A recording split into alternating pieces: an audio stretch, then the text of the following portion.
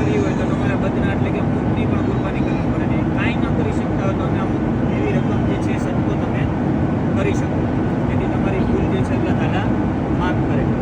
જેમાં તમે 6 એવા ગરીબ લોકોને પેટ ભરીને ખવડાવી શકો. પછી 6 કિલો ઘઉંનો લોટ છે તો એ પણ ન કરી શકતા હોય, અને કાંઈ ન હોય પૈસાની તો તમે 6 રોજા રાખી શકો.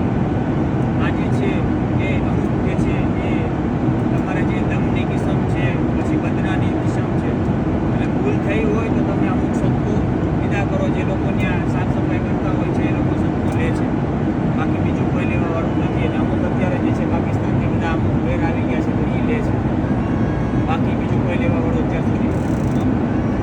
જ્યાં સુધી મેં તમને કીધું એ પ્રમાણે કે જ્યાં સુધી તમે ઉમરો પૂરો ન કરો ત્યાં સુધી તમારે સિવેલા કપડાં પહેરવાના નથી. સાબુનો ઉપયોગ જે છે તમે નહીં કરી શકો, જે અમુક એવા આવે કેમિકલવાળા જે છે.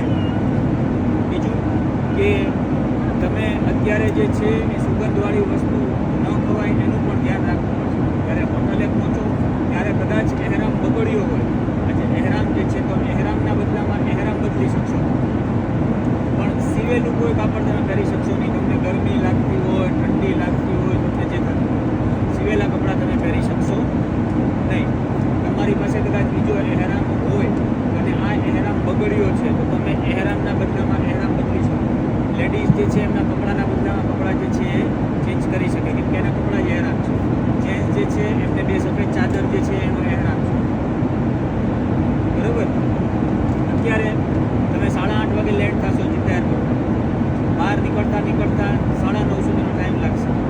બસમાં સામાન મૂકતા તમારે લગભગ અડધી કલાક જેવું થશે, એટલે 10 વાગી જશે. 10 વાગે તમારી બસ ત્યાંથી રવાના થશે. 12 વાગ્યા સુધીમાં તમે મુકામ પહોંચશો.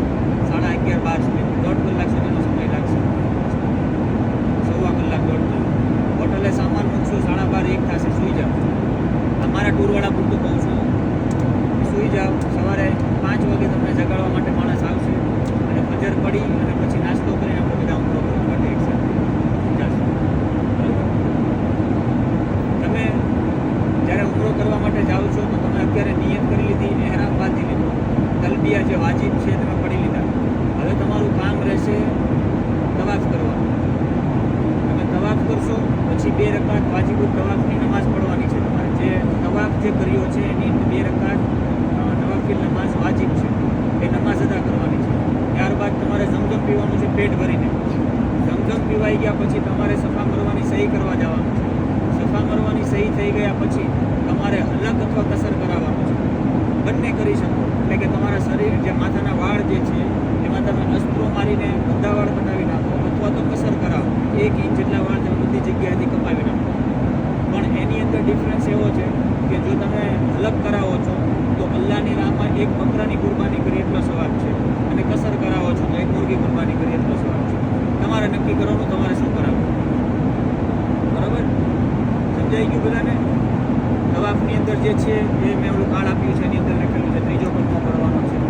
પછી 4થો કલમો જે છે તમારે સફા કરવાની સહીમાં જે છે એ કરવાનો છે. અમુક એવી વસ્તુ જે છે એટલે કે જે જગ્યાઓ છે